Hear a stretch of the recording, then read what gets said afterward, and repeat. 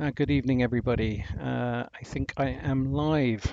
We've got 7 people online at the moment, so welcome everybody from a kind of very misty and somewhat dreary evening in San Diego. The clouds have only just cleared today, and I thought I'd try and get online and see if I could sort a few problems or issues out, some workflow issues, etc., etc. If you've got a moment and you can type in the chat box who's watching, that would be fantastic. Um, Hopefully, it's a few folks that I know and some that I don't. And I will start this evening once I get myself sorted out here. With my usual slide intro, just to introduce who I am and what I'm doing, and just go through that just briefly. So my name is Gary Hawkins. I'm actually located in San Diego, California, and I am under Boreal 8 skies here, not particularly great conditions for EAA, but as you know, or some of you may know, with EAA technology, that makes viewing somewhat more straightforward. I am hoping that my slide deck is going to advance, but apparently it's not. So one problem already this evening. So anyway, I'm located about 15 miles north of the city of San Diego, just outside the city of Poway, actually, right on the San Diego city limit. I am using a C8 this evening with a 0.63 focal reducer, and a 9 megapixel 553 MC ZWO camera. I do happen to have a CCD CLS filter in the optical chain as well, so that's helping to knock some of the sky glow down. I'm going to be using 3 or 4 main programs this evening. OBS for the streaming, and welcome Randy from Alberta, who says he's a total EAA virgin. So hopefully, Randy, you're going to learn some stuff tonight. We've, like I said, I'm going to be using OBS for streaming, which is the Open Broadcast Software Studio suite for streaming. It's free. It's extremely powerful tool for streaming out to YouTube and Facebook and places like that. I'm going to be using the CPWI software from Celestron to control the mount, although to be perfectly honest, it really just establishes the connection. You're going to see that I'm actually going to be doing most of my mount control from another program called SharpCap, and SharpCap is the de facto standard for EAA live stacking, and I'm going to be using that program throughout the evening to do some live stacking. Now, I must admit, my goal this evening was not to so much do viewing per se, but it was to look at a number of things that I've been learning about SharpCap, and also to introduce some new things that I've been finding out about the OBS Studio broadcast software. Both of which I think hopefully you'll pick up some useful tips on how to use these two pieces of software most effectively. But in the meantime, we will do some viewing. I can tell you that with the conditions tonight, we're probably not going to see any great images, but we will go and look for a few targets. One of the other problems I'm having as well, and if somebody's got any ideas as we go through this presentation, what the problem might be is, for some reason, my All Sky plate solver, which is normally runs through SharpCap, has decided not to work, which is annoying because I actually rely on that tool a lot to do fine adjustments of the mount. And in fact, if any of you were on the live stream last week from Mount Helix, you would have found out that the plate solver wasn't working that evening as well. And so I ended up doing a lot of manual movements, and then I got into some workflow issues, and it's that workflow type issue that I'm hopefully going to be sorting out for you this evening. So one of the things that I will do before we actually get onto the sort of EAA side of it is I will bring across onto the main screen my the OBS software, and I'll do that just because I wanted to show you if you're familiar. Well, either way, whether you're not familiar or familiar with OBS, I wanted to show you the OBS software suite and some of the really cool stuff that you can do with it, albeit that I did not set up my introduction slides correctly this evening. So such is life. Right, so I am going to bring my OBS software onto the main screen, and I am going to show you that main screen. And so what you should be seeing now is my desktop software. And this may get a little bit confusing for a second because you're going to see two sets of images, one on the left-hand side and one on the right-hand side. So this is the left-hand side image, obviously, and this over here is the right-hand side image.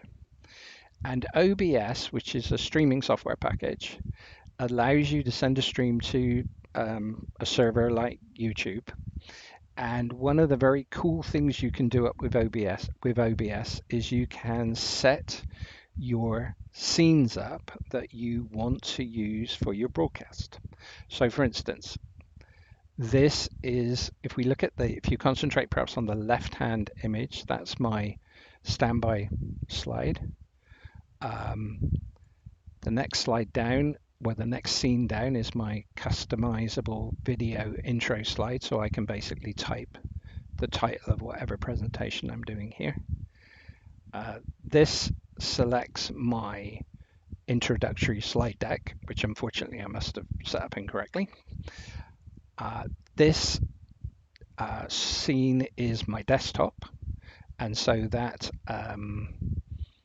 shows you what's on my desktop currently, which is the OBS software.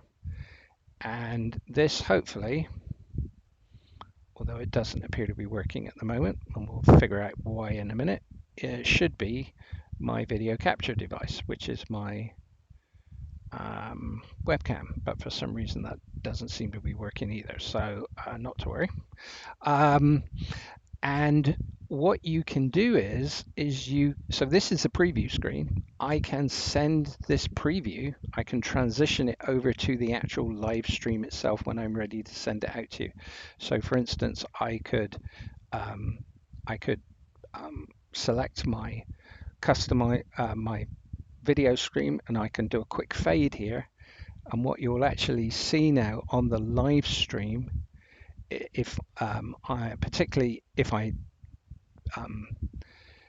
what you will actually see on the live stream is the EAA,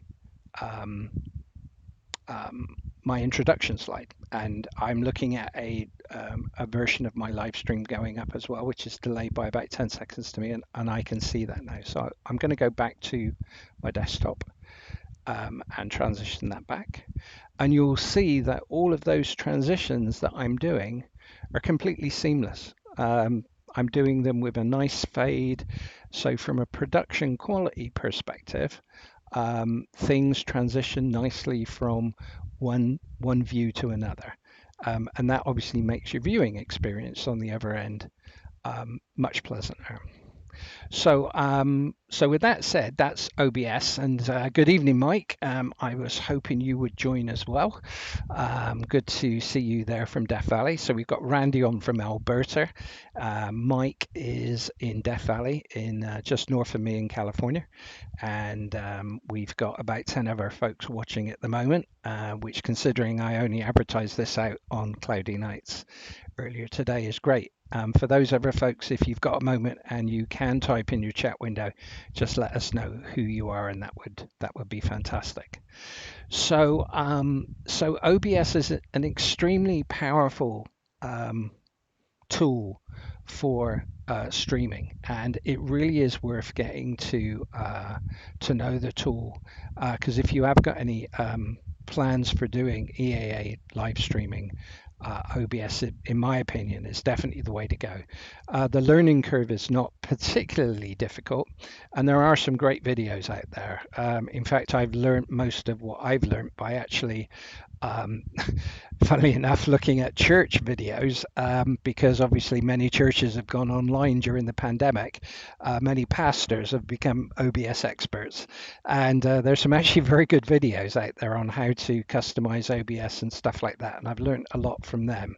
I've also got a couple of tutorials up on my webpage, which are fairly basic, that show you basic broadcasting with OBS and the use of scenes rather than sources, which is something that I've just been showing you this evening. So I'm now going to take my OBS program here, and I'm going to slide it onto a second screen so that you don't see it. And you will see now that you're now viewing what was under that on my desktop, which is the SharpCap tool itself. And I will also just check to see the other tools that we've got running here as well. So this is CPWI. This is the mount control software from Celestron that I'm running on this laptop, and it basically establishes a connection with the handset on the AVX mount. And because of the problems I'm having with plate solving, I am actually was in the process of doing a multi-star alignment when 730 came on board. So I'm probably going to grab a couple more stars for the multi-star alignment before we proceed. And in order to do that, you can see I've already got 3 stars here already selected. I'm actually going to go and slew the scope over to Mirac. The scope is now slewing across. I'm going to go into SharpCap. I'm going to put some crosshairs on my screen here. Here's our target star right here, so I need to basically bring the target star into the center and put it into the alignment model. So to do that, I go back into CPWI. I grab my slew controls, although actually I probably could have done that from SharpCap, but since I'm actually here already, let me just go and do that. I will now bring my target down towards my crosshair centers. I just need about 5 or 6 stars to get some sort of decent pointing accuracy. Although the problem with doing it this way and relying on the AVX mount is that the pointing accuracy with the mount is considerably worse than plate solving. When the plate solver is working, you can be on your target within a few seconds of accuracy, and the target is always smack in the center of the screen. But as I was saying, Mike, earlier on, one of the problems I'm having at the moment is for some reason my AllSky plate solver has stopped working, and for the life of me, I can't get it going again. And welcome to Kim there from Adelaide. So fantastic to have somebody online from over the other side of the pond.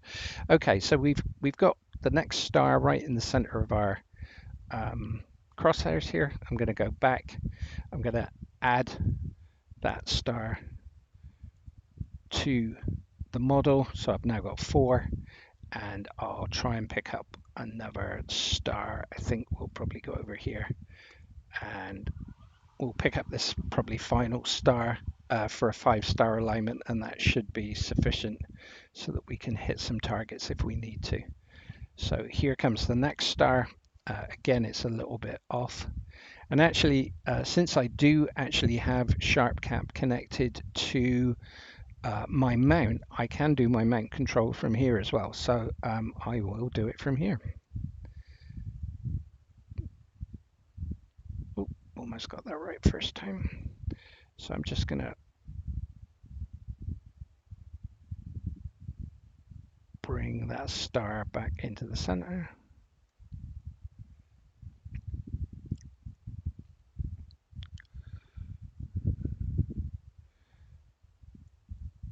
Kind of a bit tricky. There we go, that'll do. Go quickly back into CPWI, add that to the model. And you can now see that my pointing model consists of 5 stars across the visible part of the sky that I can see. And I literally can only see the eastern side of the sky from my location here in San Diego. And good evening, Russ, from Oklahoma. So nice to have you on board as well. For your benefit, Russ, we're using a couple of different software packages here. The one that's up on the screen currently is CPWI, which is Celestron's mount control software. I'm primarily just using this for a pointing model at the moment, which I've now essentially completed.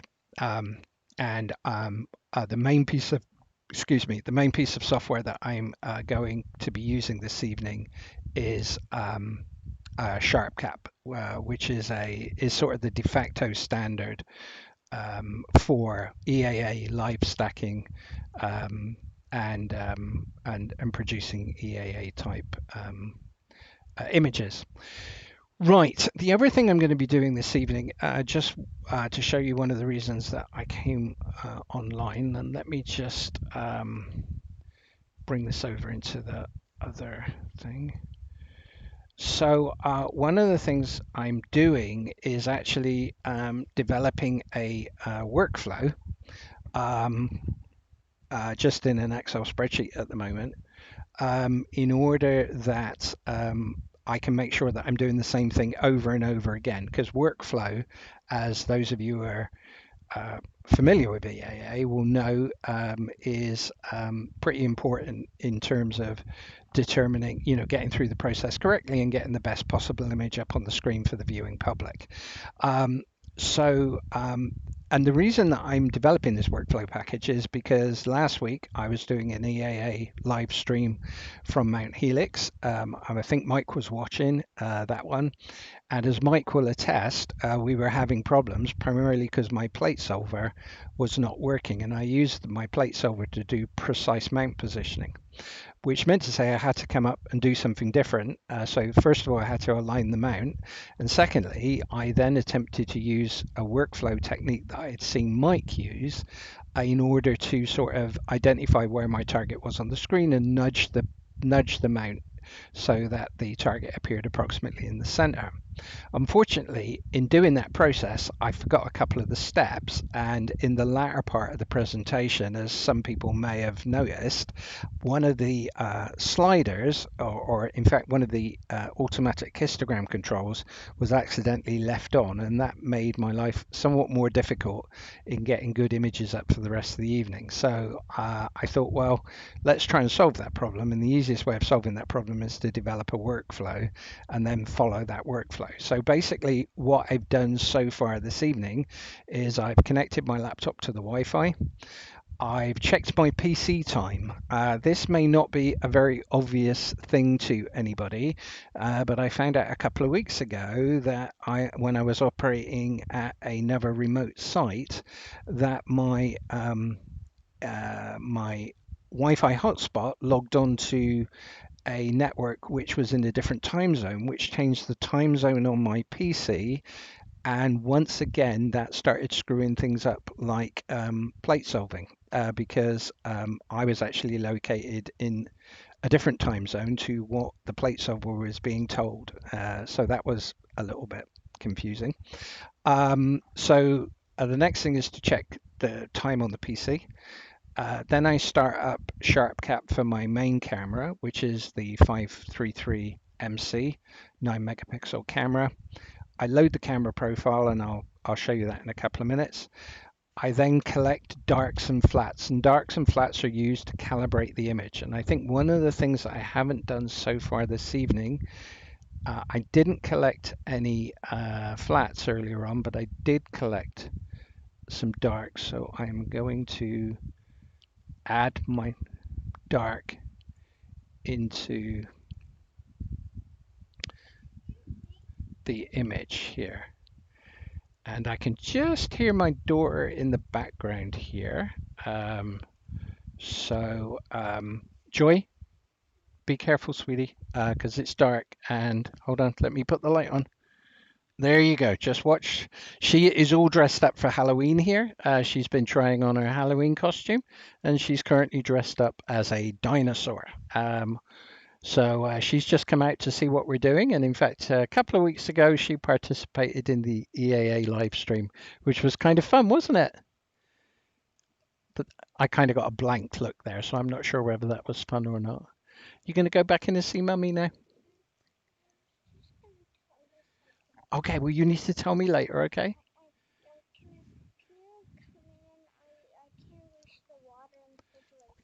Okay, so my daughter is going to go back in and find Mum, hopefully, and I am going to select a dark file here, and there we go, and attach it. Okay, so when I do stacking now, that is going to take out some of the hot pixels. Right, so where was I? I was looking at, yes, I was looking at my EAA workflow here.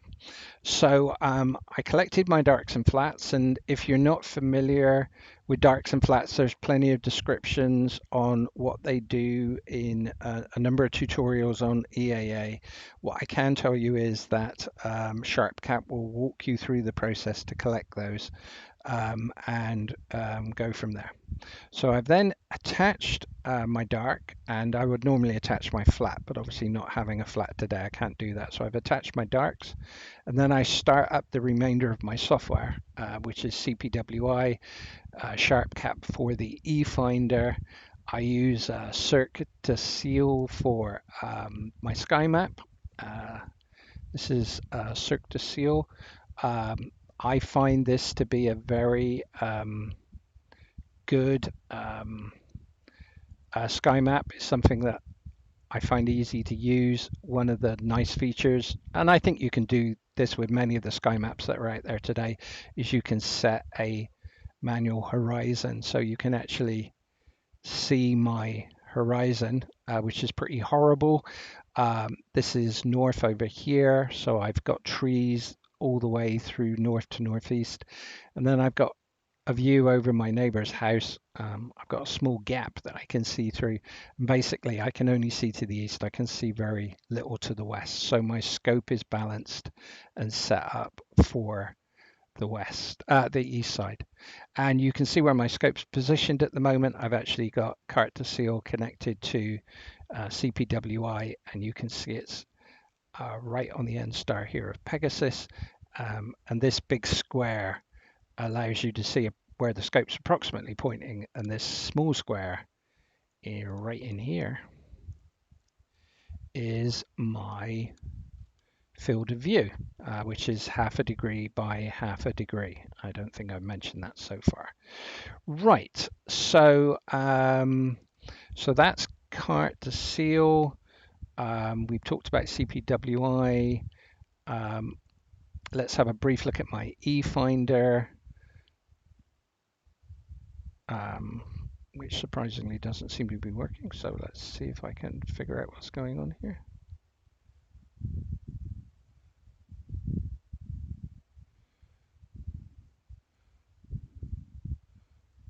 Okay.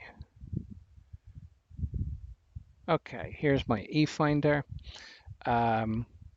And what I typically do with my eFinder is I will often put a reticule up on it, and I will move that reticule so that it points at the star that I'm currently on, which I believe is that one there. And then that way, if I go back to the eFinder at any point in time, I can see whether I'm, pointing at trees or so forth and so on. And you can see part of the challenge here with my outlook on my eFinder. It's one of the reasons I like to use an eFinder. It kind of gives the audience a good indication of some of the challenges I face. You can see the side of my house here, you can see the palm trees, and you can also see that the moon is rising now, which of course is going to give me a lot of sky glow as well. But like I said, this evening really wasn't about perhaps viewing so much. It was more about the different things that you can do within SharpCap and OBS. And since I mentioned profiles earlier on, I have a number of profiles set up for different cameras. If I click on a profile and then click load, essentially what happens is it sets all of these parameters to preset characteristics that I know work. And so this is the, I've just loaded the profile for my eFinder, which is based around a ZWO ASI 224MC.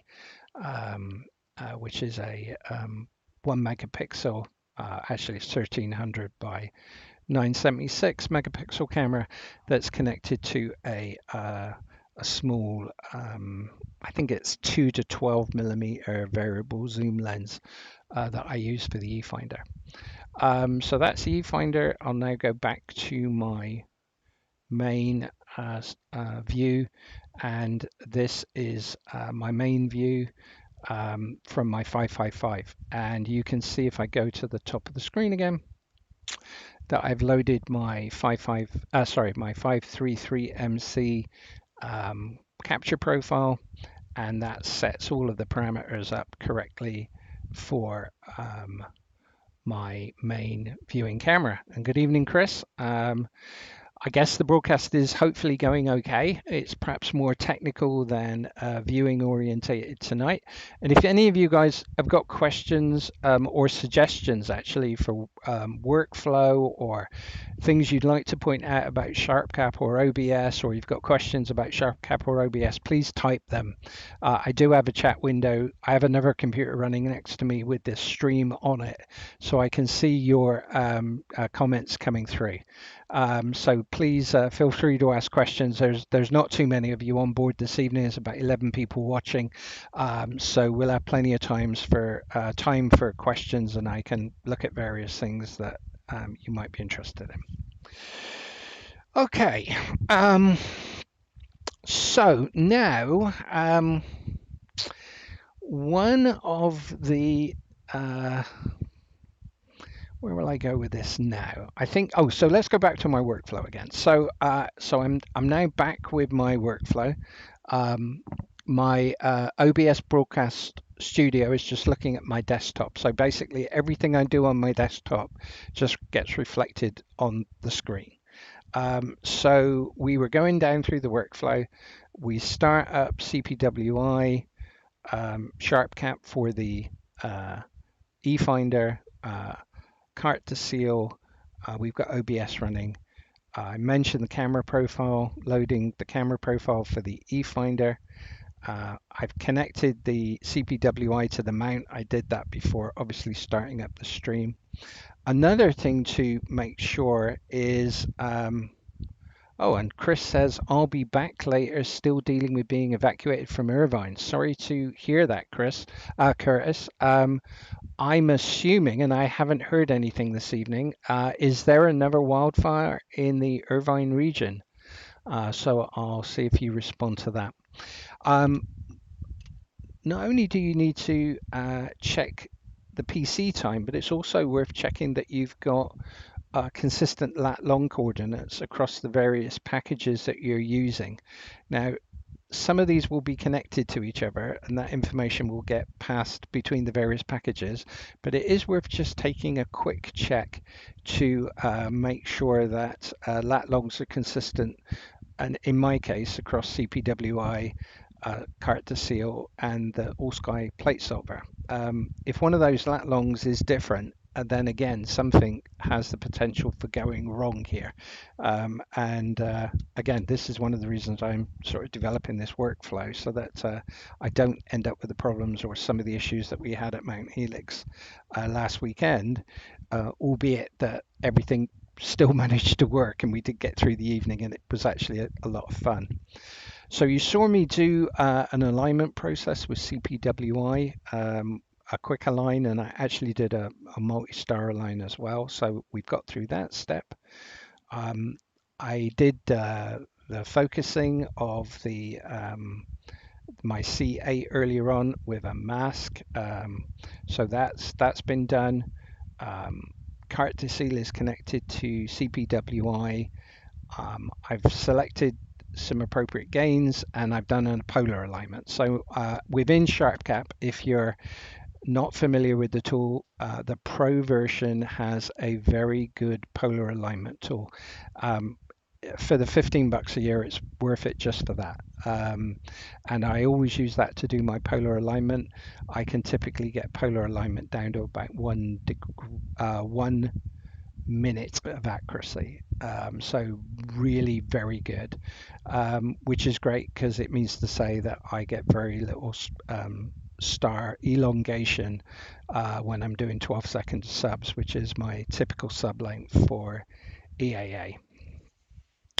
And so in my workflow now, this kind of brings me to, I guess, my first decision, and that is, am I plate solving or not? And unfortunately, at the moment, this evening, I am not plate solving. So I would go in this direction. I would do a multi-star alignment, which you actually saw me do the back end of. And because I am not plate solving, I will therefore only work on one side of the meridian. I won't do a meridian flip. I'm working on the east side because of my field of view from this location. And so I've set my mount to be balanced, somewhat biased towards the east to take out backlash and hopefully improve the accuracy of the multi-star alignment. If I was plate solving, then I would set the mount to neutral balance because I would be quite happy to go either side of the meridian. But because I'm not plate solving, I will not. I will only set up one balanced one way or the other. So that then brings me back to, I guess, the same question again, but slightly different. Am I plate solving or not? And the answer is no. And so now I'm actually going to go and do some imaging. So the first thing I need to do is select a target. So I'm going to go into Cartes du Ciel, wherever that's gone.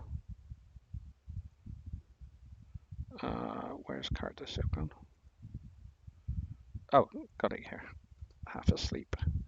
Okay, so since we're over in this direction, let's just go and pick up M15 because that's a nice, close and easy target. And if I've got my Cartes du Ciel connected to my telescope correctly, I should be able to press this button here.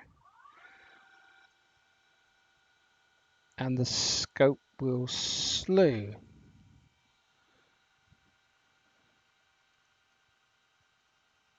The surprising thing is, though, that this appears to be going to do a meridian flip. So I am actually going to abort that. And I'm going to try again. And one of the other things that I am struggling with, or have been struggling with in recent weeks, is that my PC at times is becoming somewhat unresponsive. So one of the things that I'm running on a second screen this evening is the Task Manager from Windows, so that I can see what my CPU usage is. And I can definitely see there are times here when I am maxing out on my CPU, which is probably creating some of the problems that I've been having with the CPU apparently freezing on me a little bit. And things are not super responsive here either at the moment. You can see my mouse moving, but for some reason I seem to have lost the ability to control Cartes du Ciel. So, oh man. Yeah, these are some of the issues that I've been having here. What I'm going to do is I'm going to brute force stop that. I'm going to cause an abort. Yeah, so that's aborted Cartes du Ciel. Okay, let's start Cartes du Ciel up again and see if I can. And I think one of the things I will do this evening, since I don't really want to be dealing with PC issues such as the PC continuing to freeze, I am actually going to turn my eFinder off. So I'm just going to close that instance of SharpCap.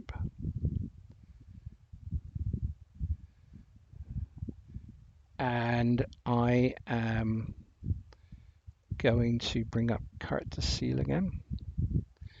And I'm going to reconnect it to CPWI, hopefully.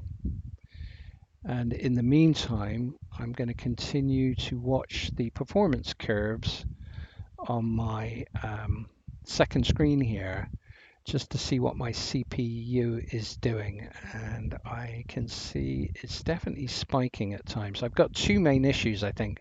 One is I'm at 87% on memory, and at times I'm at 100% on CPU. So I think those are the two issues that I'm probably having here. So let me just reconnect the scope. Okay, so Cartes du Ciel through ASCOM, the ASCOM driver set is now connected to CPWI, so that's good. So I now should be able to go and just select one of these targets, and let's just see if we can find a nice, bright, easy target to find here. I'm still kind of confused why M15. Let's go see if we can get to M2. All right,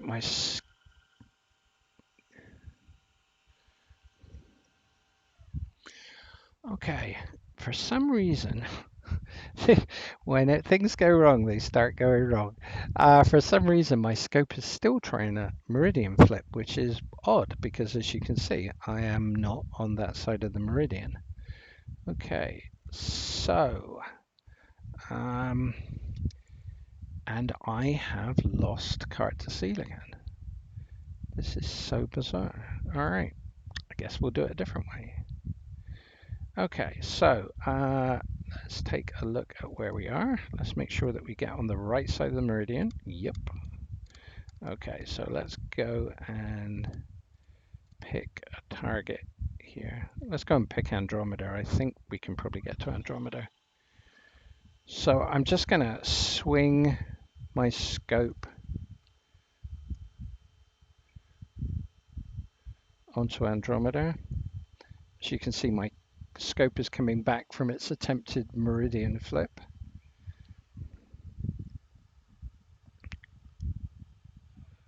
And is now positioning itself over Andromeda.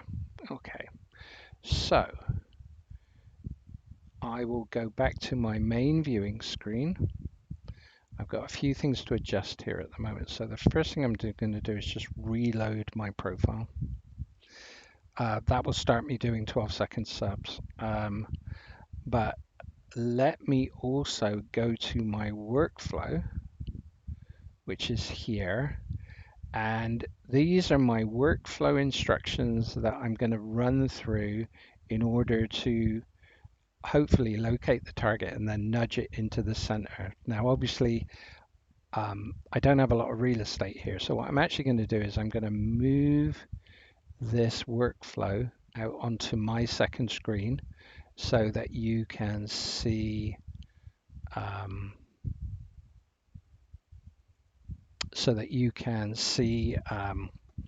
what my camera is seeing, and I am then going to go through the various settings so that I can see if this workflow works.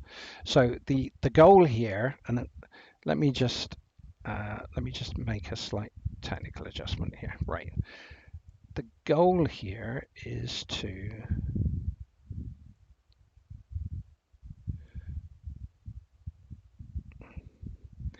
course I'm running right. So the goal here is I'm looking for M31. It was actually unbelievably in the center of the target there, which I didn't really want it to be. But now, as you can see, I've kind of nudged it a little bit off. And so my goal is to now go and find it. Now, M31 is obviously a bright target, so we can actually see it. It's right here, and I'd like to put it right here. Now, normally what I would just do is plate solve. I would click this button down here, and it would take an image, it would plate solve it, and within about 30 seconds, the mount would automatically slew, reposition itself, and that target would end up right in the middle of the screen. Now, unfortunately, my plate solver, as I've said 400 times, is not working, so I can't do that. So I'm going to use a workflow that Mike was using the other day, and I thought I had correct, but I didn't quite, and so I got a little confused. So I'm just going to read through my workflow, and I'm going to do what's on my workflow in order to see if this all works. And Mike, if you've got any thoughts you want to throw in here, that would be fantastic. So the first thing I'm going to do is I'm going to set my exposure to 1 second. I'm going to set my gain to maximum. I am going to go down to my display stretch, and I am going to go auto. And you can now see that my target is visible. I've got lots of noise and stuff like that, but that really doesn't matter too much. But my target is nice and visible. And the important thing is that I'm refreshing at a relatively quick rate here, so that when I hit my nudge keys here on my mount, I can see my target move into the center. So in fact, because that target is actually quite nice and bright, I'm going to make the exposure even quicker. I'm going to bring it down to ½ a second. And I can then go down to my mount control. I can then nudge my target. So let's try that. Where does that take us? That takes us slightly in the wrong direction. Let's try this one. That's definitely taken us. Let's go back that way. And let's bring that up. All right. All right. So now I've got my target almost right in the center of my screen, which is just where I want him. Okay, so that's great. Now, unfortunately, what happened last week was I then forgot to do some readjustment of the settings for the live stacking. Hence the reason again for the workflow. So the next thing I now need to do, now that I've got the target centered, I can obviously turn my reticule off. I now set my, the first thing I do is I reset my display histogram. I go back up here. I set for my live stack, which is 12 seconds. I set for my gain, which is 400. And I am now collecting images at the correct subframe length and the correct gain. And I've got my display stretch reset. Okay, so now what I'm going to do is, because the target is now centered, I'm now, according to my workflow, going to type in my target name in SharpCap, and I'm going to hit the live stack button. So Mike said you probably don't even need to increase your gain. Just doing the histogram stretch is probably enough. Okay, Mike, great. Thanks for that. I will make a note in the workflow here. In fact, I'll try that next time. Might not need to increase. Okay, so I've added that note, and we can try that on the next target. Okay, so I've got my live stack going. Now I've got my next thing is adjust the image appropriately. Well, there's a couple of things I do for adjustment typically on my live stack. One of the things that I normally do is I color balance. And to color balance, you've got a couple of auto color balancing controls here. and I usually use the one to the left, and that brings the peaks together. So I'm now color balanced. I'm now going to live stack for a period of time, and depending upon the target and the sort of level of quality of detail that you're getting, I typically find anywhere from about say about 10 to 30 frames is sufficient. So 2 minutes to about 6 minutes of imaging. If you're doing really faint targets, then it's probably worth increasing that. Jerry does a lot of excellent work with, Mike does a lot of excellent work with galaxies, and he's often imaging about 12 minutes total duration. So I've got my image forming here on my live stack. I've actually collected 8 images and they've all stacked correctly, so that's good news. I'm now going to adjust my histogram so that I can see some more detail. And for those of you that are familiar with, for those of you who are not familiar with SharpCap, there are 2 basic histograms that allow you to control what you see on the screen. There's the main histogram under control here, and there is a display histogram. And most people just use one of those histograms. Sometimes you can use 2. But I'm probably going to use, well, in fact, I'll probably show you 2 techniques tonight since we're doing this from a technical perspective. So I normally move my black level to approximately the peak of the histogram, and then I move my midpoint in, and that then allows me to see more or less detail as I bring that midpoint in and start stretching the image. And I usually leave the white level way out here.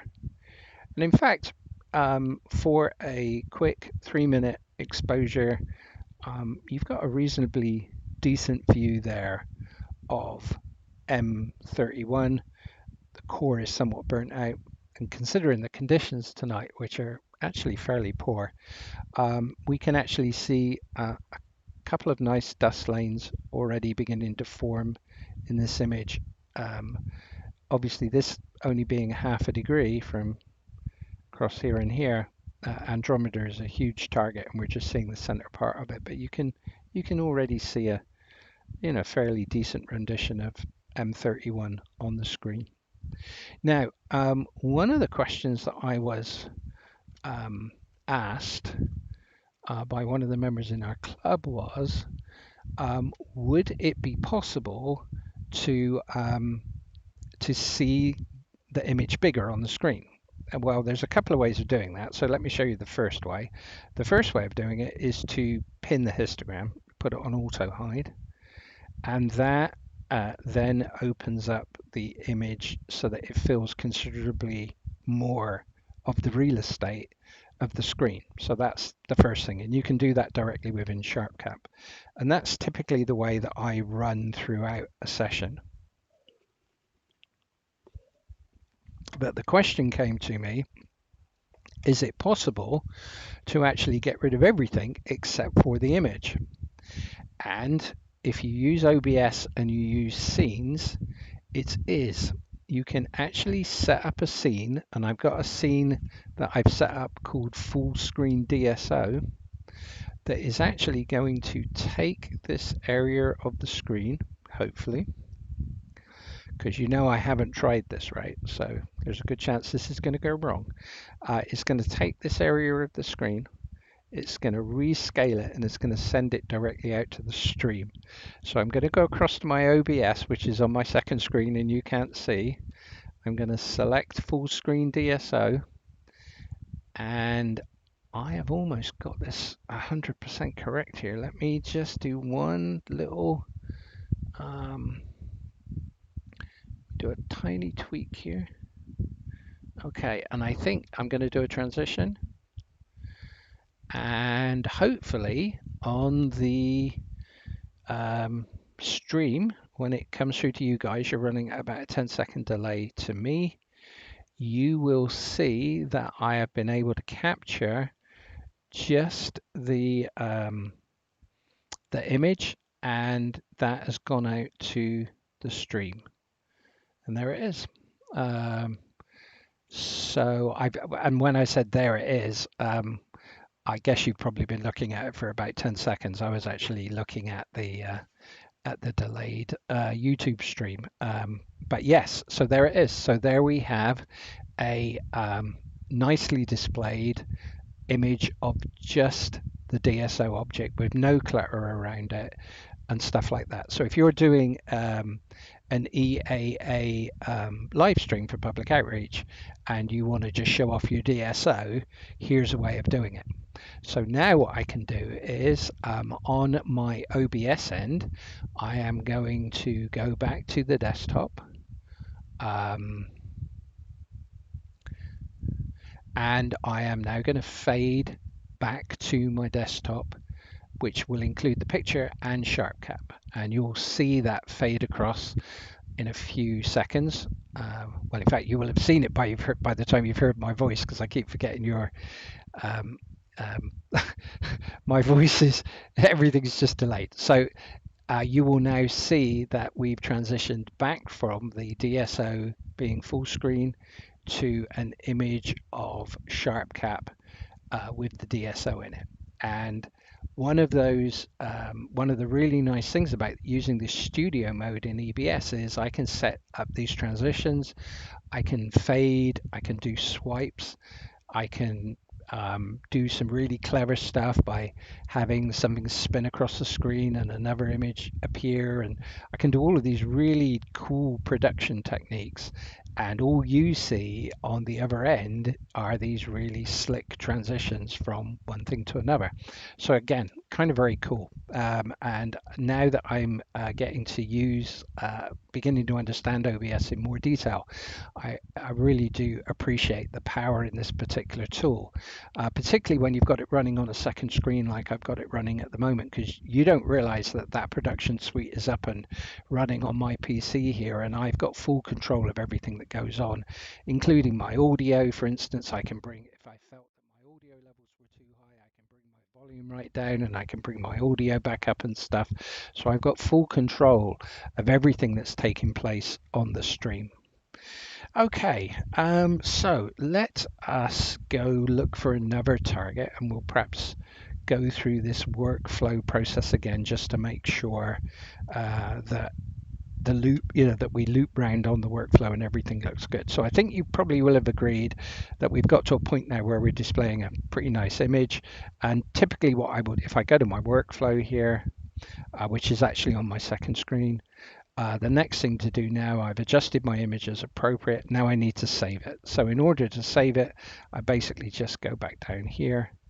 I go save, and I always do save exactly as seen. And that will now take the stack, the image that we've processed, and it saves it out to a file in today's date, and with that target name, M31, so it's easy to go find it afterwards.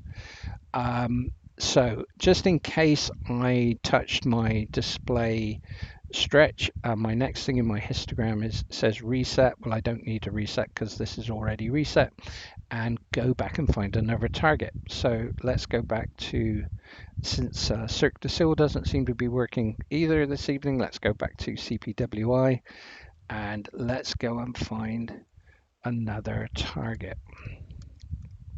Now, one of the reasons I don't use CPWI for target finding is, quite frankly, its SkyMap facilities are not very good. So let's go over here. Let's go to NGC 281. That sounds a familiar target. So I've commanded my mount to slew in CPWI. It's gone over to my target. So I'm now going to go back to SharpCap, and I am going to go back to the appropriate place in my workflow, And according to this, I need to set this back to, well, let's try 500 milliseconds, because actually a second is a little slow if you're just trying to nudge things. So I'll do 500 milliseconds. And there is one thing I've noticed where my workflow is wrong already. I need to stop my live stacker. So let me just click that, and I will quickly go into my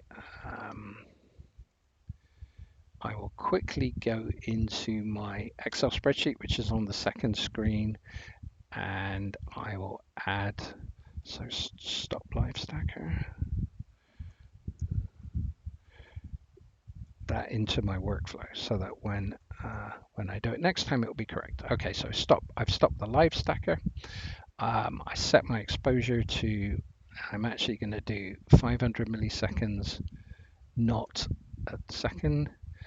Mike suggested I keep the gain the same, so I'm going to do that. I'm going to come down here, I'm going to put my display on auto stretch, and I am not seeing, oh, I am seeing something, but not very much. Okay, so that's not going to work. Let me bring my gain up to, okay, let me bring my gain back up to 600. So I've done that. So that's helped. Let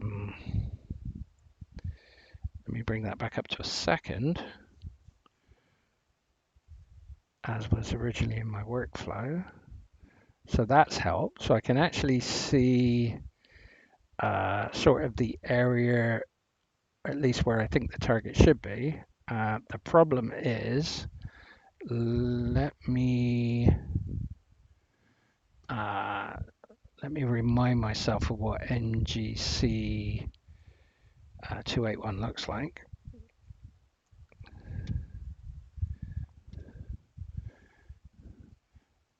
So NGC 281 is an emission nebula. So, okay, so here's my problem. So let me go back into CPWI. Let me look at this area in a little more detail. And again, this is why I do not like CPWI, and I'm not that familiar with it.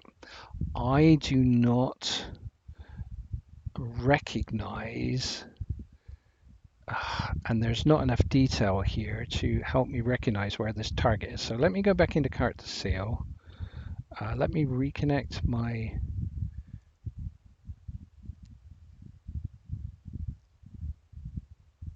am I connected here?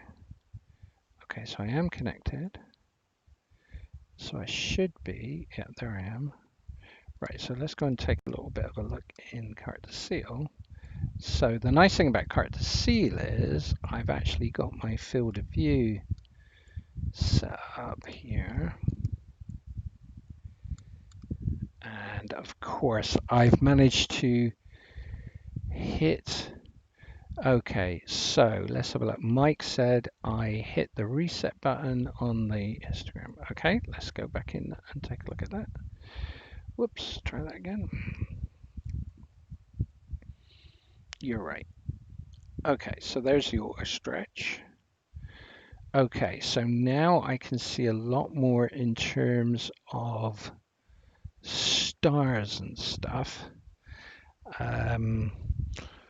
The question is, can I recognize the stars showing here and compare those with what's on this sky map to make an adjustment of the telescope?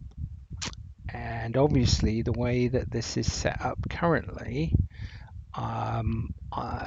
no, because I do not appear to have enough stars showing. So can I quickly make an adjustment here to change my star settings within Cartes du Ciel. If I could remember how to do that, things would be a lot better, but I can't. So let's see, charts, coordinates, let's see charts, let's see if we can, I think it might be in here, I might be wrong. Field of vision, probably not.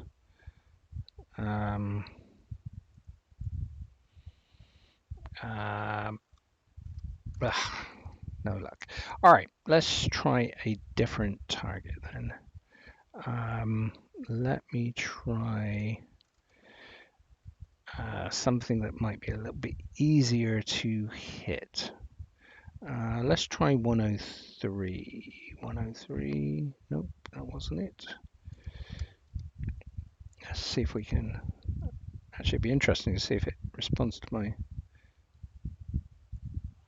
Oh, okay. So Cartes du Ciel now appears to have be reconnected to CPWI. So I've moved on to M103, and M103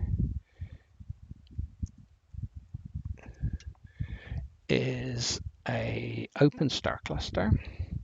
So let's go to SharpCap. Aha, okay. So here is my open star cluster. Let me go back to my workflow, which I will bring up on my second screen. So I've got my exposure set to approximately a second. Let's just bring that down to 400. Yeah, so in this instance, as Mike said, the gain doesn't need to necessarily be all the way up at 600, but let's put it up at 600 because for other targets, particularly things that are, perhaps non-star-like, so maybe a galaxy or a bright nebula or something like that, it probably help to have the gain up. So let's just do that. Then and I'm just flicking onto my second screen with the mouse sometimes, so if it just disappears off the edge, don't worry about it. So my next thing then is I'm on auto, so I want to go down to my target and just nudge this down. Yeah, so if I just nudge it down here and approximately center it. Okay, that will probably do for centering. I now set my gain and everything back to 12 seconds. There, not quite there. 400 there, and reset. And then I go into my thing and I type so my target is now centered. I type in my target name. I hit live stack. And I clear my stack because obviously it's still got the last image on it. And so now it will start to live stack with this new image, which is M103. And for those of you that are unfamiliar with the use of flats and darks, darks remove hot pixels, and I applied a dark earlier on, so I should have no hot pixels. Flats remove this dark to gray gradient that you see, which is essentially caused by the full illumination in a C8 is an 8mm diameter point of light. The sensor on the 533 is actually 11 millimeters square. So the illumination at the edges is dropping off, and the flat corrects for that. I think I'm being photobombed at the moment. I think there is some sort of satellite moving through the image, or certainly something moving through the image currently. It could be a plane, I guess. So I'll just reset that stack and just let this form again. Jerry said I have no darks or flats running. Huh. Okay, let's just pause the stack. I selected a dark earlier on. I'm not sure why that unselected itself. All right, let me go and reselect the dark, which is there, and I'll clear that stack again. So actually I have a dark set now. Thank you for picking that up, Jerry. Yeah, I have no flats. I did not have time to set the flat. So I'm now going to start collecting information. The frames are gonna start coming in every 12 seconds. I am going to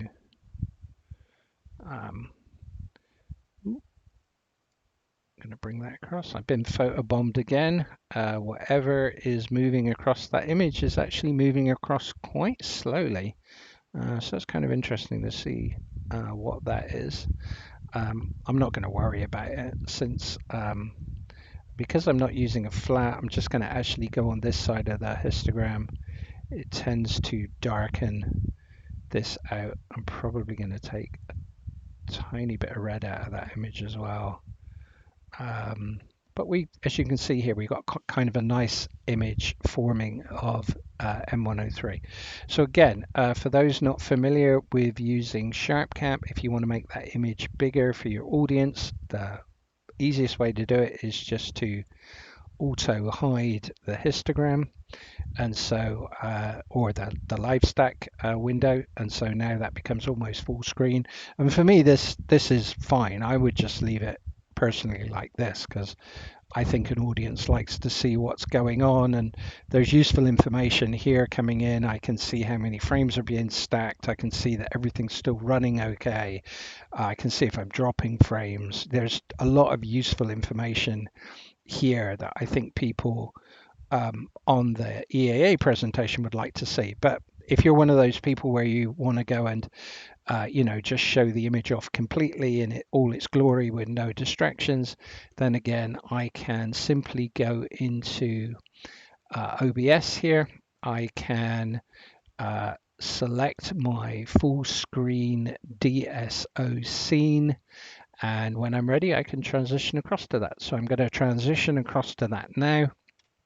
And as you're listening to me now, you should be looking at a just M103 in all its glory, sitting full screen in the middle of the stream with no other surrounding stuff around it. And that works really well. And again, it's a very cool feature of OBS.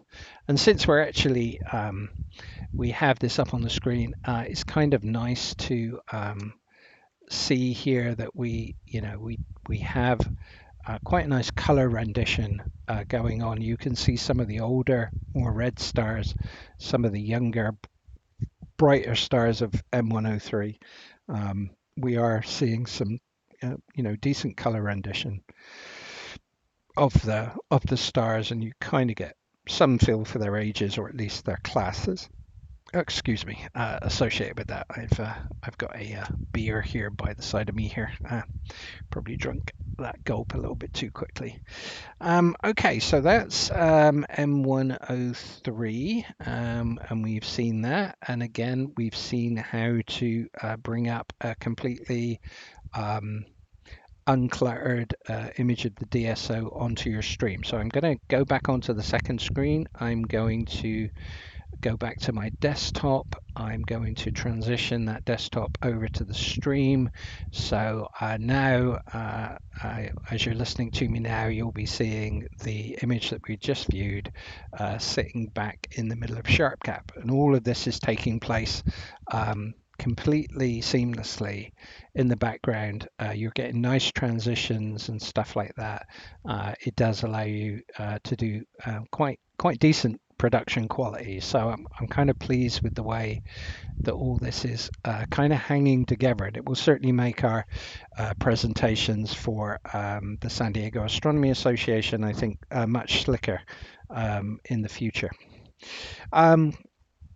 Okay, so we've kind of gone through the workflow a couple of different times now, and Things seem to be working out. So I'm just going to bring the workflow back onto my desktop so that you can see it. And so, yeah, so here is the workflow process. We are now we are here at the moment. So the next thing I would do now for this image is save the image. Basically, at this point, I would then go and decide on my next target. I would reset my display histograms to stretch if that isn't already reset. I'll go and find my new target. Am I plate solving? No. Go back down through here, blah de blah, and basically just keep running around this loop now. If I was plate solving, then I would just basically not have to do any of these changes to exposure and gain and stuff like that. I would just plate solve. The telescope would automatically slew into the correct position. And when I've slewed, I would just start processing that image and getting it ready for display. So I think this workflow now is pretty much complete, except for what the steps I would need to actually close everything sort of elegantly down. So this is my kind of workflow that I've developed. You know, you could kind of argue it might be a bit anal. Can't you remember this? It's not that many steps, but you'd be kind of surprised when you've got, you know, 15 people around you or 10 people around you in a live stream. We had security guards last week. We had 3 or 4 people from the park itself. I'm my co-narrator. Things are going wrong. It's very easy to forget some of these steps. So I think actually from that perspective, the workflow is worth having. And basically what I'm going to do is I'm going to print this out and then get it laminated in plastic so that it's not affected by the weather, and have it next to me until going through this becomes completely second nature and I don't make any mistakes like I did last week. So I think we can probably just now save this workflow. I'm going to bring it back onto the other screen because I'm going to use it again as we go to the next target, and we've actually had a target request. And yeah, sure, I can certainly see if we can get to M33. Okay, so actually I could have done this either way. Yeah, let's just do it here. Okay, so this target is going to slew to M33. So we're pretty much there. Now the question is, can I see my target? So let me just go back. One of the reasons I like my eViewer, and I'm just going to bring my eViewer back up again, is because if I'm working sort of remote from the scope, and I'm actually fairly close to it, but it just saves me getting up and looking. So I'm just going to open up another instance of SharpCap, and I'm going to bring my eViewer up, and I'm going to see if we've got a clear view out over that area. So I'm using the 224 for the eViewer. I am going to, it sounds like my 5-year-old now is found her voice in bed, and I can hear her singing up in her bedroom, probably because she doesn't want to go to bed. And you can see that this is going to be close. We may have enough clearance to view this. It's the target's coming just up over my neighbor's house here. So let's see, and we'll go over onto the main camera, and we'll just follow our procedure again. So I'm just gonna okay, so right, stop the live stacker. first of all, I got to make sure I got this target. So I'm going to set my exposure down at 1, my gain up at 600, put my auto stretch on. Okay, so there's my target.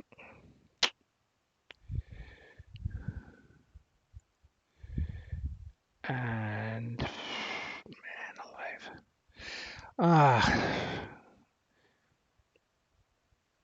I don't know. We may be lucky, we may not. I can definitely see stars, so that's great. The problem at the moment is I can't see the galaxy. And of course, I don't know whether, yeah, I can't see the galaxy to center it. So what we're going to do here is let's just type in the name. Let's reset these parameters. And again, you know, I hate going back to plate solvers, but this is why I love a plate solver. In fact, the galaxy may be here. We may have got lucky here. So I'm just going to go and image. Yeah, we may be lucky enough there. So I'm going to turn the live stacker on. I'm going to clear the live stack. Let's collect some images and see what happens. I have a feeling the Galaxy M33 is actually pretty close. Okay, see, this is one of the really good reasons for having this workflow, because I need to reset that. Because if I don't, I get the mess that you saw before. And actually, I've been really lucky here. We have actually hit M33 straight away. So my multi-star alignment actually did reasonably well this evening. Sometimes it can be absolutely horrible. It can easily be half a degree off or 0.3 of a degree off. And of course, if you've got a field of view that's only half a degree across, that's quite some error. But we are stacking. So let's just collect some images here. Oh, and my 5-year-old is saying that she's going to bed. So just, oh, okay. So she's apparently coming out for a quick kiss. So I need to reset that stack because for some reason it's ignoring frames. So I'm going to reset that stack. So hopefully my 5-year-old, Joy, where are you? Okay. So yeah, my 5-year-old's just hopefully going to come out and give me a kiss goodnight before she goes to bed. She's got school, online school in the morning, and that's proven to be an interesting experience, navigating our way through online school. But it's not going too badly, so been fairly pleased with that experience so far. And while she is doing that, we are actually collecting some images here, and the majority of them are stacking, so that's good. So we'll just keep collecting some more data here because we're going to need to collect a little bit of data to start seeing the Triangulum Galaxy in a little bit of detail. And I wish I had a flat on for this because we would definitely get a better image, but unfortunately I don't, so we'll just have to make the best of what we can. Yeah, like I said earlier on, if anybody's got any questions or stuff, one thing I will do in a couple of seconds, I'll show you an alternative way of using the histogram. Sweetie, come. Right, so my little one's just coming out here. For some reason, she's got her mask on, so she's looking very dapper in her mask. She ended up at the children's hospital last week because she had a bit of a bike crash. So she's got her face mask on and she's looking all good. You gonna give me a kiss? Thank you very much, sweetie. Oh, thank you. All right. Good night. Good night. All right. So she's gone back in again. Okay. Thanks, sweetie. All right. So yeah, so some of these frames are stacking, some are not. So let's see if we can figure out why they're not stacking. I'm not filtering on brightness. I wonder if I've got some cloud or something going across here. What's happening? Right. No, it's still. Not sure why. Let's go into my stacking. Okay, let's go into alignment.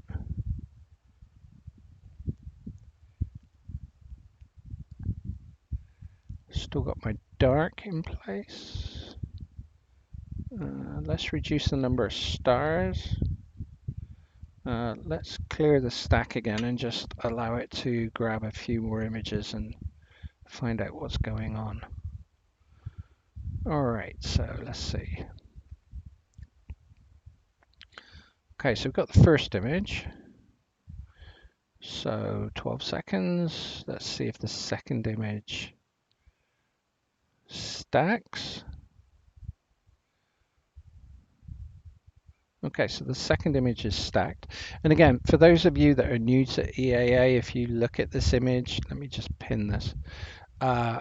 If you look at this image developing, as the first images come in, you'll see that the sort of noise starts to drop away and the quality of the image itself starts to improve. This is what stacking or live stacking is all about. And you can see now that we've got 3 frames, we've got 4 frames. So I reduced the number of stars that I was using for alignment there, and that seems to have helped a little bit. So I'm now seems to be stacking without dropping any, and you'll see that this image quality is gradually improving. And you can see the triangulum galaxy here with the core, and you can see the spiral arms coming out here. You can see a couple of them quite well, and then there's another spiral arm here and another one here. And the more data that we collect, the better this image will get. And if I want to make some adjustments, I just go into bring up my live stack window, and I can now play around with the histogram, and I can improve that image. And again, because I don't have the flats running tonight, we are a little bit bright in the center, but there's not a lot I can do about that. And just another, so Jim's joined. Great to have you on board, Jim. And no, unfortunately, OBS does not allow two-way audio. One of the challenges we're going out onto YouTube is there is about a 10-second delay from when I'm actually transmitting to when you receive it. So that would cause a few problems. Some people do set up a separate audio channel. There are a number of audio packages that you could use for that. I did think about it this evening, but the trouble is, again, with this sort of delay between when I'm actually talking about something to when you're actually seeing it and therefore asking me a question, it actually can get a little too much, particularly if there's a lot of people on the stream. It's easier for me, particularly if you type your question in the chat box and I can see it and then respond accordingly without a sort of cross-talking. So the image is developing here. We've stacked about 13 frames, and that's going quite nicely. I probably didn't want to do that. I wanted to do that. And so you can see this image nicely developing of the triangulum galaxy here. Now, since we're at this point, let me show you a different way that you can use the histograms. So first of all, what we've been doing so far is we've been using this histogram. We haven't been using the display histogram at all. And we've been moving these sliders backwards and forwards, and these allow us to adjust things like the black level, the mid level, and the white level. And as I said earlier, the black and the mid level are the ones that I do. If you want to do fine adjustments of these sliders rather than coarse adjustments, if you press the shift key down and then pull with the shift key down with the mouse, you'll see that it moves much slower. So this is your like fine adjustment, and if you want to go back to a coarse adjustment, take your finger off the shift and just move it back like that. So that's one way of doing it. Now another way, so you can do all your adjustments here if you want to. So this is one way of doing it. And if I do some quick rough adjustments here, and we pin that down, we've got a reasonable rendition of the M33 Galaxy here. But there is another way you can do this. I'm not sure which is the best way, but it's an alternative way. If you haven't tried it, you can always give it a try yourself. So what you would do here is go back here and just bracket the target either side of the big bump with your mid level and your black level, and just leave it like that. And then go to your display stretch, and now what you can do is I first of all usually move my mid level back this way, and then take my black level and I move that black level. You've got to be a little careful because the display histogram stretch on my machine tends to work a bit slower. So I'm going to put that there. Now I'm going to move that mid-level back towards my target. Here we go. Here we go. And I think you can see that we've got an alternative way of coming up with our histogramming here. Just going to move that across, ease that across. It went almost too far. That'll do. But you can now see that using this alternate method, so I've got my main live stack histogram just bracketed using the black level and the mid level, and I've left that like that. And I've actually gone over to my display histogram stretch and I've done my main adjustment in here. And again, I can slow the movement of these down by simply pressing the shift key. And so I'm going to drag that mid-level back to show a little bit more detail, hopefully. Come on. There it goes. It's going to come really slowly. And I'm just pulling some more detail, hopefully, out of it. And you're kind of now adding one stretch to another stretch, but the end result is kind of similar, right? So you can see we're forming a decent image. We can see the central core. We can see the spiral arms going out. And in fact, in some instances, the detail that we've got on certain features here, like these features here, these sort of knots out in these spiral arms, are actually showing up a little bit better. And I'm sure if we played with this a little bit, let me see if I can just ease that black level across. Okay, let's stop that there. And let me see if I can now bring that back this way to show a bit more detail.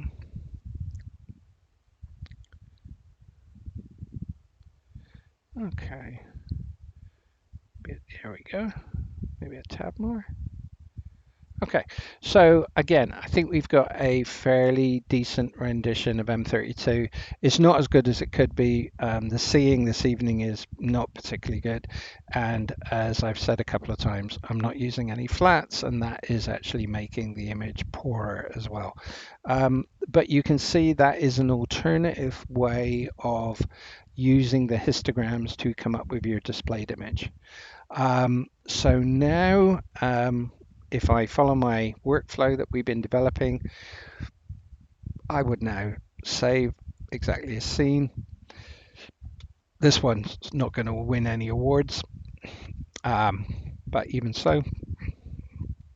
And if I go back to my, if I go back into OBS, and I want to show the audience just the image of the galaxy itself without anything, I can just select my full screen DSO scene, fade across to that on the live stream, and in a few seconds you will see that appear without any other stuff around it.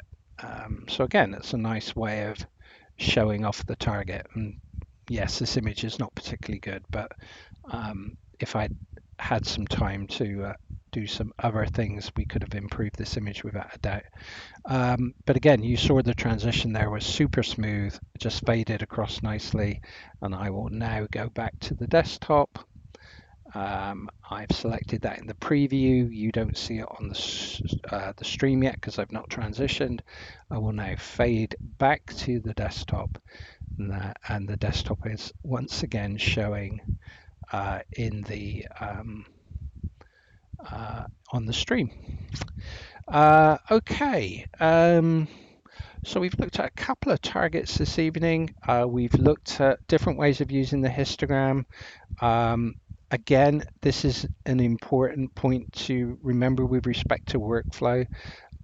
If you're switching between using just the histogram associated with the live stack controls, and you forget to reset this, it's going to cause you problems later on if you don't realize that this has not been reset.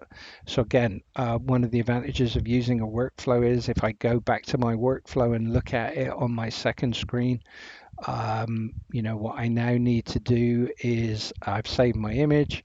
I need to do a reset on this display stretch. And I now need to go through to my next target sequence. So again, I would then look for another target. Let's see. Right.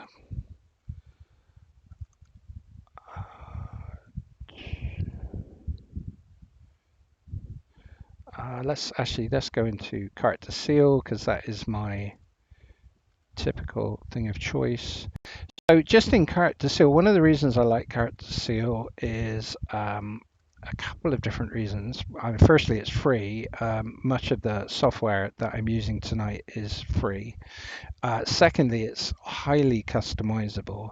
So for instance, because meridian flips are very important to me and I don't like doing them if I'm not using a plate solver, I very clearly mark my meridian on Cartes du Ciel. Although I appear to have lost at them, yes, I appear to have lost my horizon at the moment. Let me just go in and select my, oh, that's interesting. Select my observatory, which is San Diego, not my dark sky site. Thank you. So now, oh, and that's interesting as well. So we are still, I believe, on the triangular galaxy, but my horizon here is incorrectly set because you can see I'm seeing a target here, whereas my horizon goes up through there. So I wonder what's going on there. So before I forget, let me just go to my,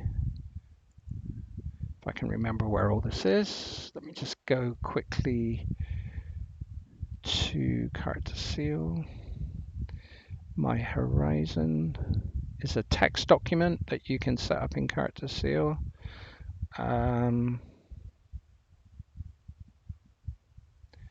And that's okay. Let's just change these numbers here and save that.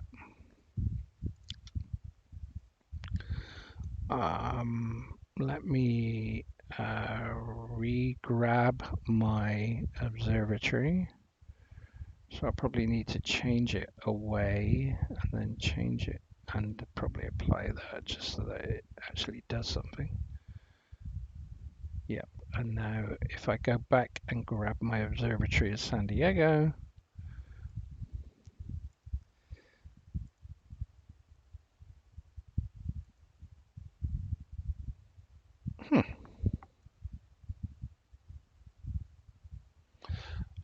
So that's something I need to look at. I'm not sure what's going on here, why it's chopping this part out, because I think I just set this to 30 degrees all the way across there, and apparently it is not picking that up yet. But one of the, like I said, one of the nice things I like about Cartes du Ciel is the fact that you do have all this tremendous amount of customization that you can get, and so I do not quite understand why it's not grabbing that at the moment. But then, you know, that's what these sessions are all about, right? Is going through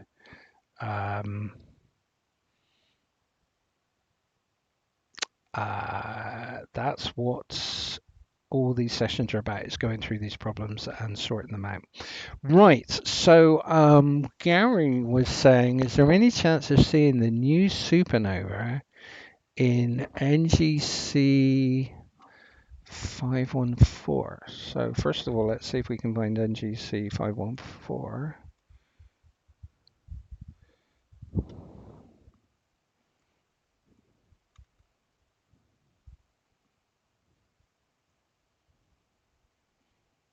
Okay.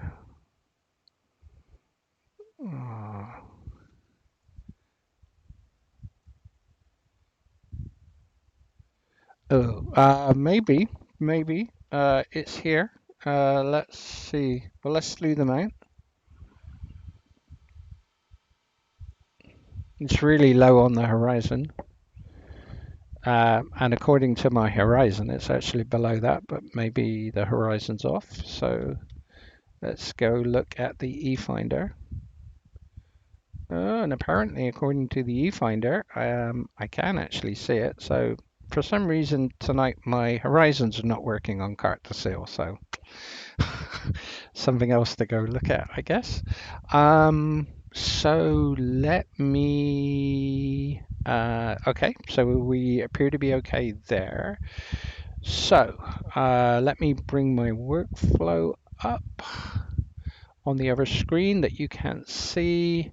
And I need to stop my live stack. I need to bring that down, bring that up, and put on my stretch.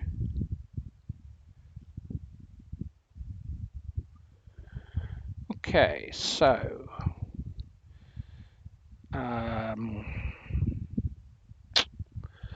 well, we've got some stars there, so that's good. Of course, I can't see it because I've got my horizon set too high. So let's go into, let's make the assumption that we actually have been lucky and we're somewhere in the field of view. So let's just type in our target name. And let's reset our gains and exposures correctly. And again, I'm just working through that workflow. I know this is kind of a bit tedious, but it's the whole point of workflows, is that they make you follow a routine. Let's reset that. We got the target name in. Let's start the live stack and let's see what happens. I need to clear. If we are able to see this supernova in NGC 514, this will be my second supernova of the year. So let's see if we get lucky. Let's just give this a little bit of chance to grab a few frames. It's dropped. Let's see if we're going to start dropping frames again.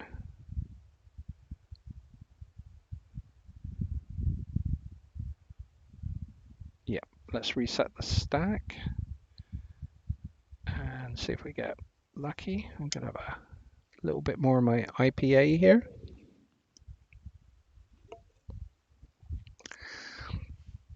which I've slowly been nursing through this presentation.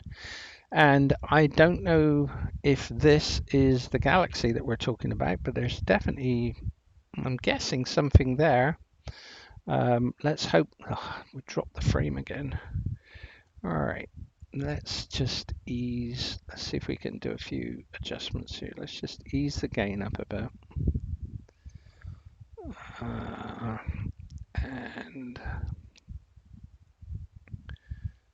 reset the stack again. We may be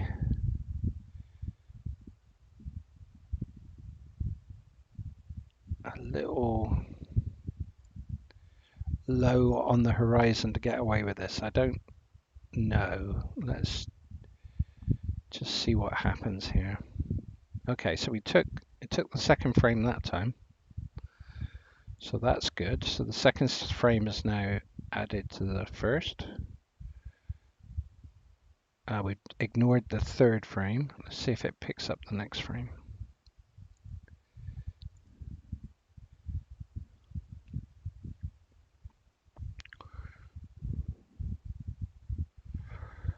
Man, yeah, this telescope is low. Let me just check the telescope here. It doesn't feel particularly humid out here tonight, so I'm going to have a quick look at the telescope and just make sure that we're not fogged over or something. As you will know from our Mount Helix adventures last week,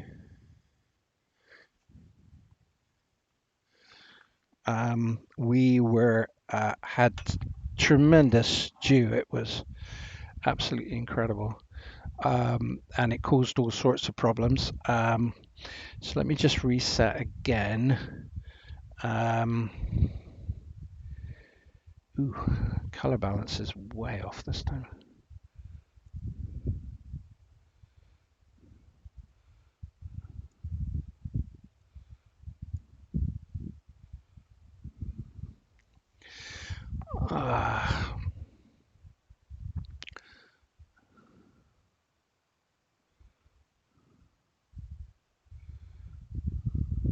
Okay, so at the moment,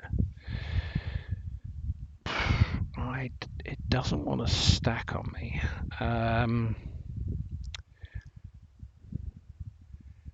Okay, let's just change a few parameters here. Let's go back to the default stacking rather than the other algorithm. Let's see if that works. I am kind of at a bit of a loss to, and this histogram is moving around all over the place here. I'm not sure why this is happening either. It's kind of a bit weird.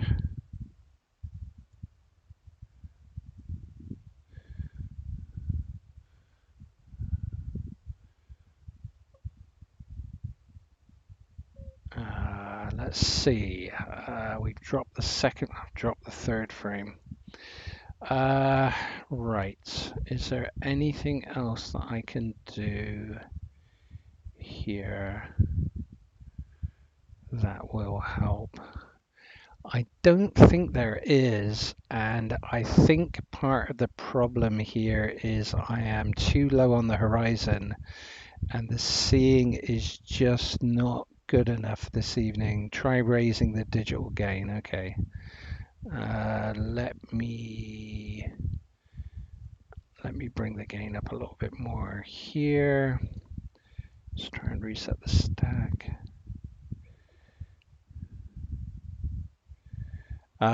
Yes, I'm not 100% sure. We are very low on the horizon and the seeing is not great this evening. This would probably be a lot better. Okay, so we've got the second one to stack.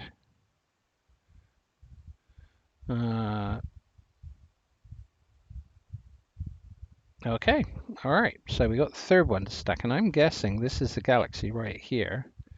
It looks like it could be a galaxy, so I'm going to zoom in up there. I'm guessing it's right there. Now, I do not know anything about this supernova. So I did see some chatter on Cloudy Nights. He meant the digital tab in the, he meant the digital gain in the alignment tab. Okay. The digital gain, oh, okay. Alignment tab. Oh, right. I've got my digital gain off times 2. Okay. Let's try that. Okay, so as usual, learning something. Thanks for correcting me on that, Mike. Um, so, okay, so we've got the first image coming in. See if the second one comes in and stacks.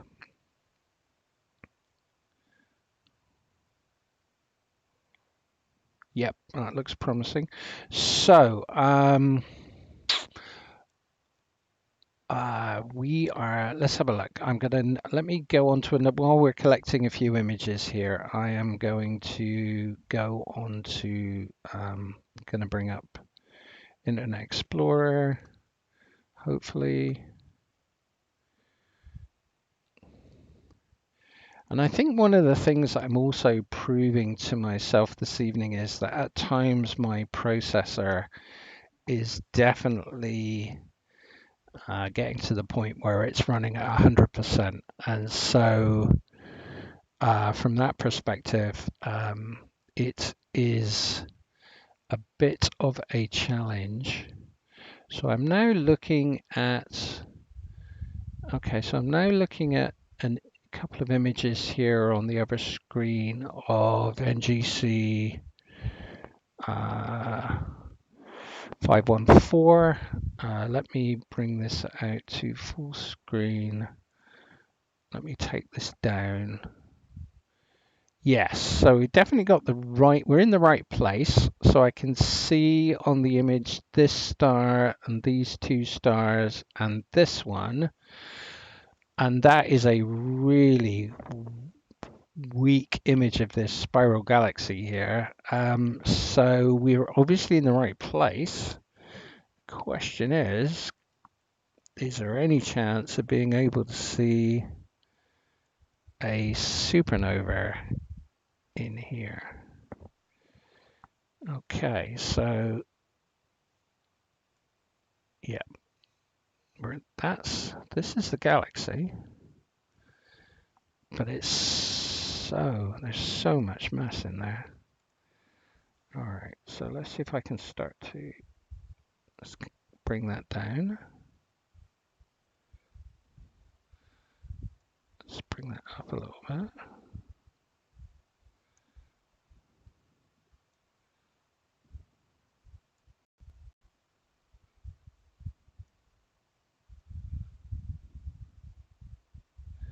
Now, I have a feeling from what I read online about this supernova that it was actually something like magnitude 16, which, if that is the case, looking at the core of NGC, the supernova is at about 7 o'clock. Okay, so I think you are saying that here's the core, and I think you're probably saying that this is the supernova. So let me just try and ease in here a little bit more. And we are, okay, so here's the core and here's the supernova. I think that's probably what you're saying. This would be the core of the galaxy here, and this sort of nodule on the side would be the supernova. And let me see if I can get a little.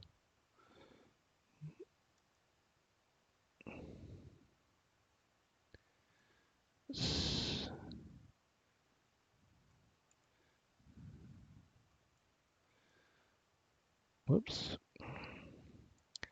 Kind of lost my image completely there. Where'd I go? Okay, so it's in here somewhere. Right, it's there. Okay, so let's bring it up to here and let's go black and white because normally that helps a little bit. Um, okay. Um,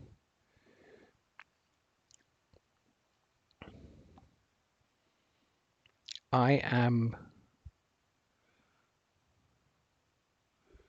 not 100% convinced. It's certainly nowhere near as clear as the. Let me just bring back this. No, that's not helping. What would be really nice here is, oh, and I've suddenly started to stop stacking again. What would be really nice here would be a to be able to invert the image. But unfortunately, I do not believe you can do that with this camera, which is a shame. But I'm pretty sure this is the Galaxy. Well, I know this is the Galaxy, and I'm guessing that the bulge here is possibly the Supernova, but there isn't anywhere near enough detail for me to be confident about this one. Certainly the Supernova that we looked at the other day in NGC 7722 was much more distinct, and you could clearly see a very distinct bulge in the side of the Galaxy. This is a lot more difficult. So I think I would need to get some reference images and perhaps try and image this again on a different evening. I think the seeing tomorrow, for instance, is supposed to be a lot better than it is tonight, and it really isn't that great out here tonight. In fact, just looking up at the sky and looking at the moon here, I can see a lot of haze around it, so the seeing is far from perfect. Okay, but at least we tried. I'm not sure that that was a success, but at least we tried. And again, you know, if I wanted to, and we were doing this for outreach, it's super easy for me to go into OBS and do the transition across so that you can see this full screen for the benefit of the audience, although in this case, with the way that I've got that set up, I would need to just reposition that a little bit. There we go. So that you can now see what we believe certainly is the Galaxy and what we believe to be the Supernova, which is probably somewhere in here, is sort of there in all its glory. Anyway, I think that shows you what can be done with OBS, and I'm certainly really impressed with this tool. Picked up quite a lot of tips recently on how to use it better, and I'm definitely beginning to enjoy using this tool a lot more. It's certainly making the presentations a lot slicker. Okay, well, we've been going for about 2 hours now. I think this is probably where I'm going to call it a day. The seeing is certainly not great to be going around looking at too many images per se, but we've certainly covered a lot of ground in terms of workflow. Oh, and in fact, you can actually see the Galaxy now that I've zoomed back out. So let me just go in at perhaps a more sensible zoom. You can see this spiral galaxy now beginning to form here. You are actually getting some shape to it now. So that's good. It certainly shows the benefit of, we've collected 5 minutes of imaging now. So you can certainly see that in a little bit more detail, although I must admit I'm struggling. Now that I can kind of see the Galaxy now, unless that's it right there. Let's see if we can just pull in a little bit more. It's so weak. Yeah, I'd need to take another look at the image. I'd need to go online and take a look at the image here, but it might be there. If it's almost, if I go and look it up in the database and it's almost directly opposite those two stars, then I think you could probably say we've seen it. It may be there, but it's not brilliant. But at least you can see sort of the spiral galaxy forming a little bit more. But like I said, not the best evening for viewing.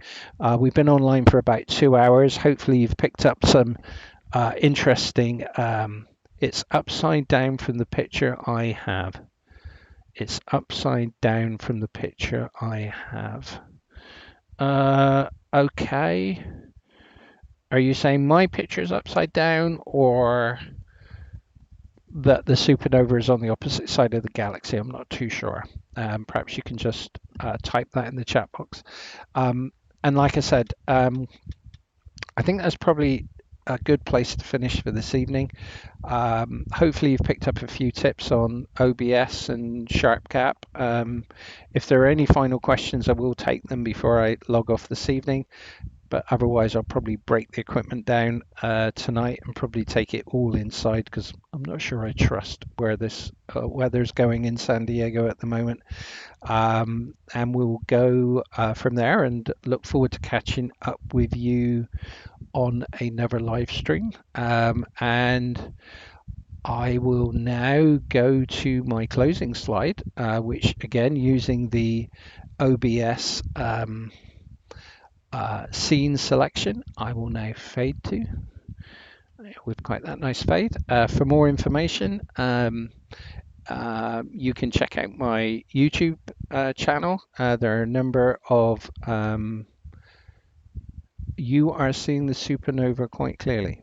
Oh, okay. Well, maybe. All right. Let me just go back 1 second then. Let's just fade back from the. So you are seeing the supernova quite clearly. Okay. So, Mike, where am I seeing the supernova? Is it at 7 o'clock on the galaxy? Is it just to the bottom of the galaxy there? It's a bright one. Okay. So guys, just tell me where it is. The image is back up on the screen. Can somebody type in the chat window where it is? Is it at 7 o'clock on the galaxy, or is it somewhere else? It's the bright star at 1 o'clock. So, okay, so 1 o'clock is out here. I learned a lot tonight. 1 o'clock, you don't mean this one out here, right? I'm going to leave my mouse over that until somebody types back.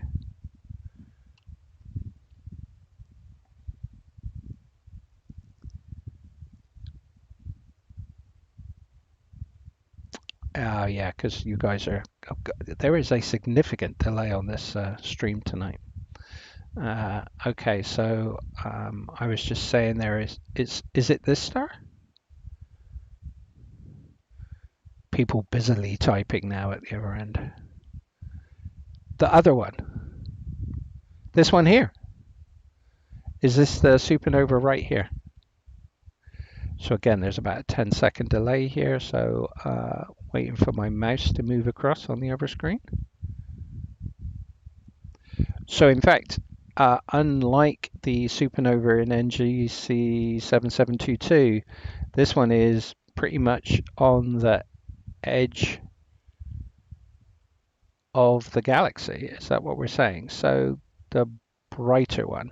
Okay, so presumably the one I'm pointing at now, which is the brighter of those two stars. Is that correct?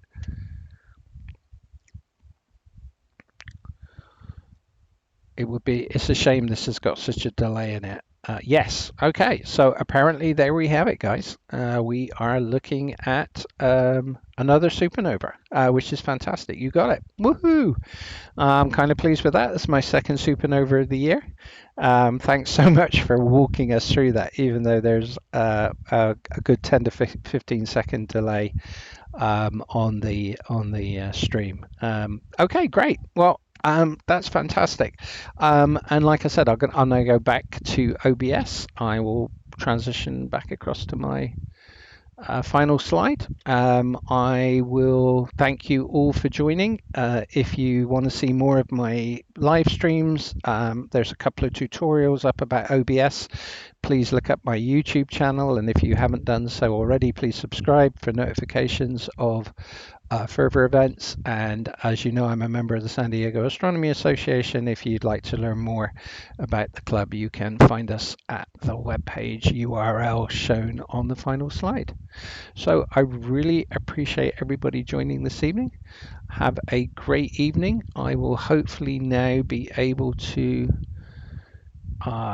turn my stream off, which is interesting because I actually closed down YouTube and yet my stream is still going, so that's kind of weird. So I'm just going to stop the stream from OBS, and presumably that will stop the stream on YouTube. So good night, everybody. Thanks for joining. Look forward to catching up with you again. Cheers.